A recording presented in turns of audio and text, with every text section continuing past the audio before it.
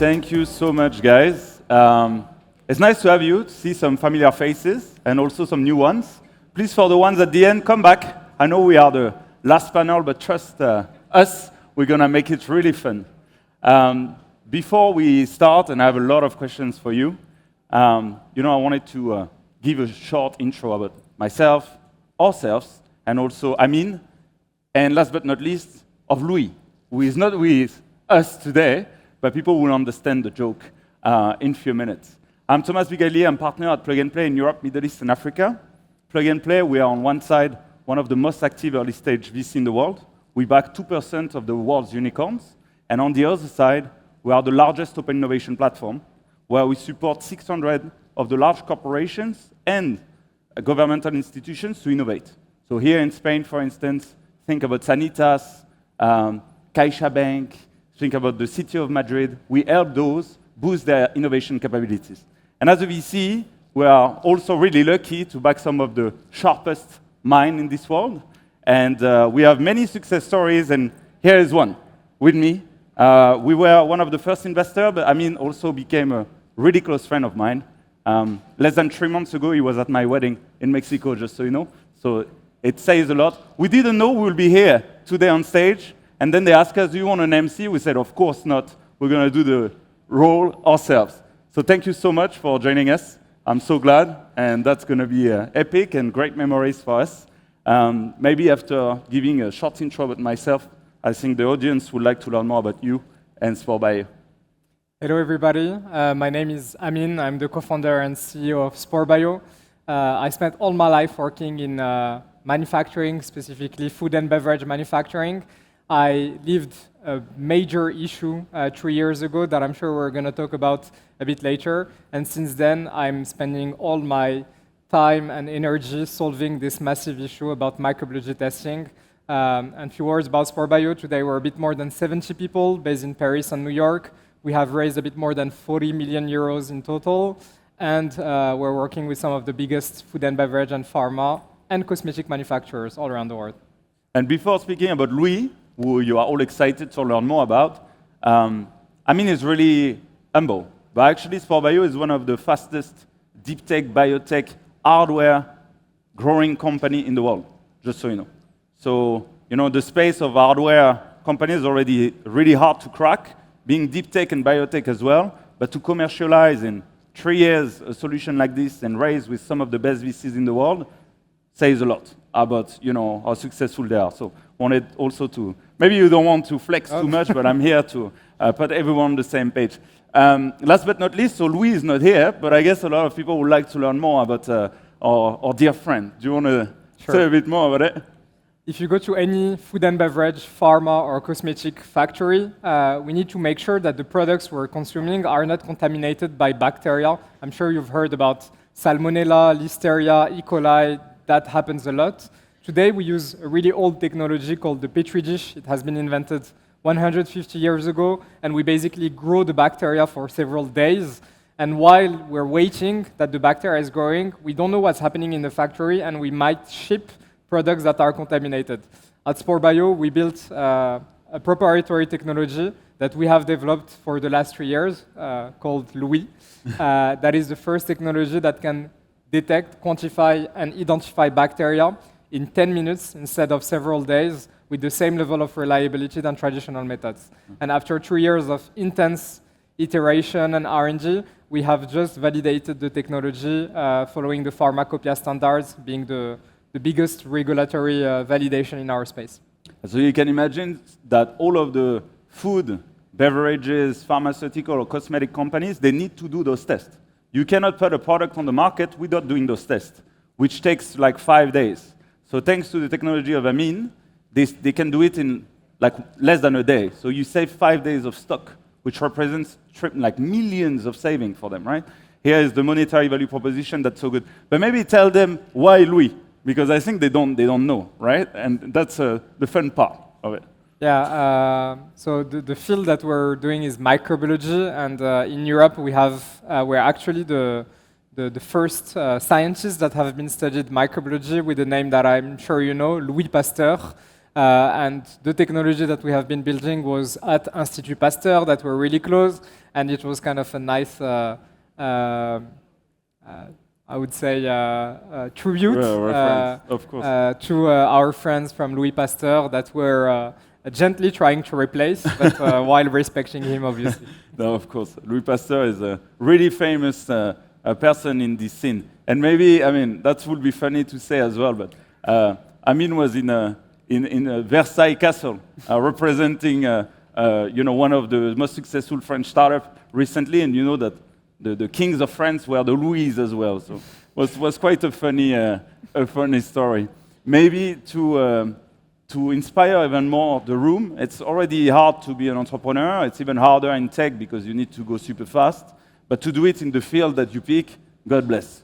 I think most of the people, they think you are crazy. Like, literally. What would you say, with all your humbleness, were the key learnings of this journey? Like, how did you, were sure that this pain point was the right to target? How did you manage to build a relevant solution that quickly, etc., etc.? So I spent at least 18 months trying to find the right topic to tackle. What I would do in the next 10 years, 15 years, 20 years of my life. And all the first ideas that I had were shitty ideas, really basic SaaS marketplace ideas that we all have, and like, oh my God, this could be an interesting thing. And then someone told me something that really kind of stuck in my head. He said, I mean, hard companies are easy, easy companies are hard. It seems super strange, but okay, if today we want to build a SaaS or a marketplace, super easy. I mean, in 3 clicks, you're in front of your customers. That's extremely easy to do.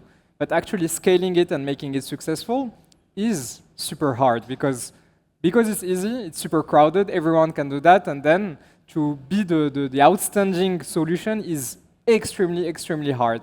While if you spend years trying to crack something that is super hard and that not a lot of people can do, I mean, obviously it's hard, it's risky, you're going through some really complex shit, and I'm sure we'll have the opportunity to talk about it. But if you manage to do it, you have a moat, you have an advantage that no one has on your market. And so I was working for Nestlé. I spent 6 years working for them. And then I lived a major recall. Maybe some of you around the room heard about this. It's called the Buitoni frozen pizza case. It happened in April 2022. And basically, so Buitoni is a frozen pizza brand. And those pizzas got contaminated with E. coli. And several children died because of this bacterial contamination. And so for the first time, I saw how big of an issue it was. I saw how the Petri dish was impossible to crack, and that was really prevalent and used by everybody. More than 95% of factories all around the world use the Petri dish. And then I met Maxime, my co-founder, who's a PhD and postdoc from Institut Pasteur. He told me, I mean, maybe we could try to replace it, but it's going to be fucking hard. I was like, you know what, that's exactly what I want. I know it's going to be long. I know we need to be a bit crazy to do that. I know everybody at the beginning told us that we had 0% chance of succeeding. And that's the kind of challenges that I love. I love when people doubt me. I love when I'm feeling kind of the underdog and I have a lot to prove. And that's where we're spending our blood, sweat, and tears for the last 3 years trying to prove. Yeah, and that's amazing. And again, congrats, because that's a tough play, but the impact that you have in the market is enormous, and also you are saving life, So that's the goal, yeah. That's a really good, value prop, I think, and that should inspire more than one person. Also, to add, what you said about building a hard company is easy versus the other way around.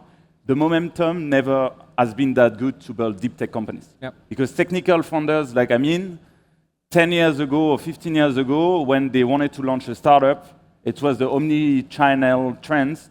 Even if you wanted to launch a robotic company, you were not. Opportunistically, it was better to launch a marketplace, then a SaaS, then blah, blah, blah. You had many innovation cycles. But now, AI totally disrupted the digital economy. So to build a marketplace takes 1 minute on Lovable, right? So all of the technical founders are like, where is the next blue ocean? And the next blue ocean is there. It's on untapped opportunities with complex challenges that no one wanted to, literally have their hands dirty to solve. And this is exactly what you've done. But before, it was trendy. Now it's coming back, and that's your move. I have a question for you, Thomas. Tell me. I mean, I launched SportBio before all of this was trendy. Why have you decided to invest while this was not obvious at the time? That's a really good question. I mean, as you know, I'm passionate about innovation, entrepreneurship since my young age. Launched a few projects here and there. First one, I was 19. But I'm not a technical person, unfortunately. Maybe I should have been. But it's hard to catch up on this. But I've always been really interested in, of course, learning about what entrepreneurs get in mind and what they want to build. This is my job as a VC. But even more when the challenge is that complex. Because technologically speaking, I cannot judge it, right? Who I am. And even lead investors that are technical in pre-seed, no one can judge it, no one knows. So do you agree with their vision? Do you understand the value proposition that they have? So the pain points you are solving, the solution that you want to create, then the team of co-founders that you put together to solve it, is it the right one? And is your impact big enough to boom as a company? And this was the big bet, and we were right to back you since day zero. The things where we were not sure is how fast could you execute and commercialize. And this, I think, everyone in the tech scene will agree that SportBio has been so impressive. To really go to market as a hardware company, deep tech, biotech, that quickly, this is impressive. And this was prior to, the AI boom, right before it. So on that front, really good job. Thank you. Really, really good job. Maybe on another side, I mean, you asked me a question about me as an investor, and you have many of the greatest investors on your cap table, and you have the luck to pick wisely the ones you want, which is, not for all of the entrepreneurs. Can you tell the people in the room a bit more about the importance of choosing the right one, of diversifying your cap table, etc.? I think you have a lot to share. Yeah. I'm going to tell you the story of my first fundraising round. I'm a first-time founder. I'm an engineer. I'm Moroccan I'm Berber and know nothing about deep tech and innovation and venture capital, etc. And I go to raise my first round. And at that time, we were based in Paris, France. And so I talk only with the VCs around me, which were French investors. They come see this crazy dude with a crazy idea, telling them he wants to do AI and hardware for bio, while all of it was they were only investing in SaaS at that time. I really felt that I was trying to sell crap to them. It was really not sexy. And it was the worst experience. Also, French VCs, to be honest, a lot of them, they are not the most open-minded and innovative from some that I met during this stage. And then I was lucky to meet one investor that was based in London and was putting a smaller size of tickets. He committed to the round. And I was about to sign a term sheet from one investor that was, let's be honest, not a really good one. And for me at that time, money was money. I had the term sheet. Why spending again 1, 2, 3 weeks doing the roadshow, talking to investors, defocusing yourself from your business, while you could just get the money right now? And he told me, I think SportBio deserves way better than that. And it's not only money, it's a wedging. It's a 10 years, 15 years wedging sometime. And the people that you're going to work with will have a huge impact on your company. And at that time, for me, it was bullshit. I could not understand it. Now, obviously, I've lived it and I see how important it was. And so this guy made me 3, 4 intros to some of the best tier 1 funds in the US and Europe. And in 2 weeks, we ended up having 5 or 6 term sheets from all the best venture capital funds in the world.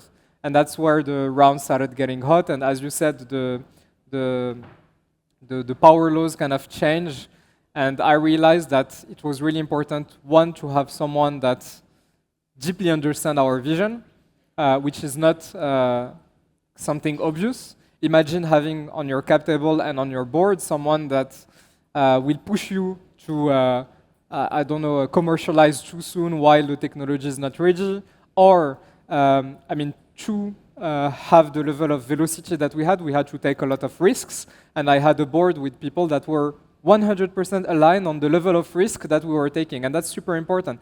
Basically, they were not stressed, and they were not stressing me. I'm already stressed enough with my business. If I have like investors on my cap table stressing me, I think it's kind of distracting values.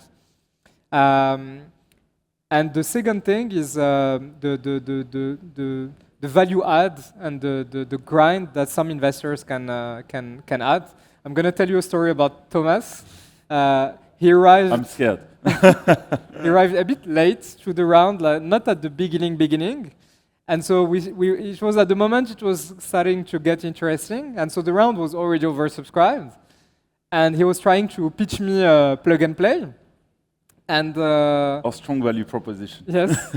And so he put all the right kind of elements, the intros, the relationship with the corporate words. And he was like, "Oh, you're Moroccan." I was like, "Yes." He said, "At the end of the week, I'm going to be in Marrakesh." I said, "Oh, I'm also going to be in Marrakesh by the end of the week." He said, "You know what? I come see you to your place." And we discussed that. I was like, "Okay." I had a wedding with all my friends in Marrakesh. We were by the pool. It was really hot. And Thomas came, and we basically negotiated the terms at that moment. And this kind of grind and entrepreneur mindset was something that I really, really value. And I like working with founders, not with financial people. And I believe you're not just a finance guy. And we've basically built SporeBio together through your intros, through your advice, etc. And I feel that's something really, really important while picking investors. Thanks a lot, for the kind words. And I will remember this story. It was really fun. And we actually have a lot of friends in common, surprisingly. And this helped a lot. And one of our friends in common was in the house as well when I visited him. So, all of the planets were aligned. Besides all of the, choosing the right investors, that's great. What they can bring to the table on the advisor side of things, but also on the business development, internationalization, etc. It's great. But what about talent? Because something where you really stood up and that you understood since day -1 was the importance of always picking the most talented people that will, of course, fall in love with your vision. But still, I think this is something that sometimes entrepreneurs, they all value, but they don't stress the same importance that you do. Yeah, I feel everybody says that talent is important and we want to pick the most talented people, etc. But actually, when we went from 0 to 70 people in 3 years, and we're gonna double in the next coming months. Actually, it's really easy to fall in the temptation of, this person is good enough. We are super late on our roadmap. Let's just hire the person on the spot. It's something that is kind of my nightmare, and I'm fighting against every time. Sometimes my team hates me because I'm saying no too often. But how do I do that? I have certain rules that I'm trying to put for the business. One, we hire lots of scientists because we're a deeptech company. I only hire scientists that are fed up from academia. If someone is happy in academia and tells me that, SporeBio would be a good option, but otherwise he can continue his postdoc or become a principal or whatever, amazing, but this is not for us. If you're not fed up, deeply frustrated with how slow academia is, you're not going to be striving at SporeBio where everything is fast-paced and we need to deliver quick and we need to make lots of compromises. So that's the first point. 2, intensity. Where, you know me, I'm quite intense. I'm putting all my life's work into this company. If you're here, I wouldn't say with the mindset 9 to 5, but kind of not putting everything you have, all your energy into solving this mission. As you said, we're talking about people dying today, 500,000 people dying because of this fucking petri dish. That's something that I want to solve before I'm dead. I don't have time. If you are here and you're not committed 100%, so if you're telling me that you want a balance in your life and you just got married and you have other plans, that's completely good and I respect and I really look up to the moment where I could have that in my life, but it's not a good fit for Sport Bio because we're putting all of our life, we're putting all of our energy, and that's something that I'm being extremely straightforward with people. 3 things, sometimes all the stars align, and I meet this person. When I see the sparkle in the eyes, I have no limit into convincing them that Sport Bio is the right place for them. And so I've done some weird shit to really be super pushy and show the person that they can work. I've been to the their former job location, really at the entrance of the building, trying to catch them and to show them that I'm really committed and that we're going to build this together, etc. But I believe that interviews are 2 ways, and so I need to make sure that you are the right fit for us, but you also need to understand that I'm as committed as I'm expect you to be. For sure. And you can imagine that now a lot of talents are coming to him, right? And some of the best, but before, it was the other way around, and he wanted the best, so he needed to fight. A lot of your time as a CEO, you spent it trying to hunt and convince. But when I'm saying some of the best talent is for specific things, the number 1, 2, 3 in the world. So you can imagine what it takes to convince those people that sometimes are 60 years old with families, etc. We spent the first 18 months of the company completely stealth, so no website, no LinkedIn, it was. And so obviously, I was contacting people. They were like, "This is a scam." And I was at Nestlé before, big brand, where people come at you a bit more easily. And so I discovered that it's a true hustle, but that is needed to go pick the right talents. And usually, the best talents, they love that. They love to come super early, before there's a website, before there's anything, believe in the founder's vision. Obviously, getting incentivized into the company, because that's what we're talking about. I wouldn't be so demanding if I don't, give shares to the company and not consider you just as a hire, but also as a late co-founder of the company. So yeah. That's amazing. And maybe can you share to the room some of the key learnings? And maybe from when you were early stage, now you're entering the growth stage, and we're always exciting for more positive news. But right now, to the room, what could you share about key learnings that really changed the trajectory of Sport Bio? Key enablers.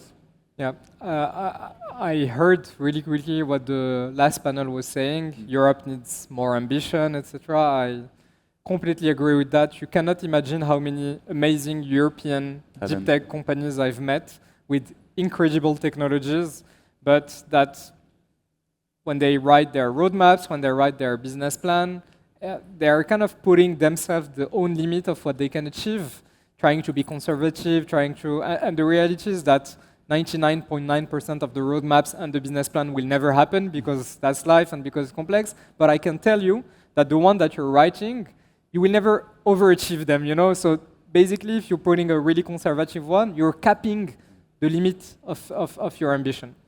And so ambition is super important. The second thing, risk-taking mindset. Each time at Sport Bio, I had to take some big, bold decisions. Of course. I had to take between 3 decisions. Option A, super risky. Option 2, risky, but I know what I'm doing. Option C, the conservative one. Each time that I have not picked option A, I regretted it a few months ago. And you feel that the room is on fire and the team is panicking and we're late and customers are complaining and blah, blah, blah. But fuck it. Usually, I think the best founders in the world always take the most risky, put everything at stake again, even if it could kill their company, because that's where you maximize the upside possible, and that's where things happen. We shipped the first machine to a customer site, to a factory, in 18 months. The machine, we had never tested it. We didn't know how it would behave. Obviously, it was not replacing the petri dish, it was on top of it, so we're not mad completely. But we went through some of the most complex problems to solve, but we were there. We didn't have choice rather than just finding a solution and delivering to the customer. And obviously, it was extremely painful, and I spent some really sleepless nights trying to solve it. But if I hadn't do that at 18 months' time, maybe today, a year later, I would still have not deployed machines. Today, we have a bit more than 10 machines deployed all around the world, and we're going up and delivering all of that because we have solved those complex problems and because we managed to take those risks. It's funny how you put it, because when you mentioned the three options, you started with the toughest one and you called it option A. And I think if you would have asked for the same example, some of the European deep tech entrepreneurs, they would have said, option A will be the other way around. So it's funny how you put it. I totally agree. I mean, you have a really successful journey and a lot of things ahead. What can the room and myself can wish you for? Of course, success, but what are the main things, the main milestones you are looking the most up to in the mid or even long term? No problem. First, thank you so much for keeping saying about like successful journey, but I just want to be extremely straightforward and not glorifying a bit what we're living as deep tech entrepreneurs. It's hard. It's fucking hard, and we're going through some really hard moments. You need to handle hyperscale. You need to handle science, where the complexity of what we're doing is unmet. Human people, where so I just want to make sure that everyone knows that building such a company, and every company in the world, you need to be ready to go through some really, really hard moments. It's part of the journey. That's what makes the successes even more tasteful, because you know how hard your struggles to get there. So yeah, that was just on a separate note. And to answer your question, my goal is that before I die, I have replaced the Petri dish all around the world. First, in factories, that's my number one objective. It's a $50 billion market that I believe will take more than 50% of it in the next 5 years. And then there's a second application that I'm really, really excited about. It's in hospitals, in clinics, where there is this whole field of infectious disease. So if you go to the hospital, you have bacterial contamination. I hope nothing is on fire. You have a bacterial contamination. We do what we call antibiograms. It's again Petri dish. You have to wait a lot of time, and a lot of patients are dying before they have the end result of which bacteria they had the contamination from, and is this bacteria resistant to antibiotics. And so recently we've been backed by Google DeepMind for a major project of coupling our technology with their know-how in deep learning techniques for what we call multi-omics approach, to be able to apply all our technology to the clinical field. And for me, I'm deeply, deeply excited about that. And I really hope that before 2030, I would see the first machines deployed in hospitals doing point-of-care analysis and making sure that lots of patients are treated the best way. And it was Google for Science, right? Yes. That was, Yes. You were the first company backed by this new initiative that they launched. The only one. The only one Yep. still to date. It's an impressive, and love the vision.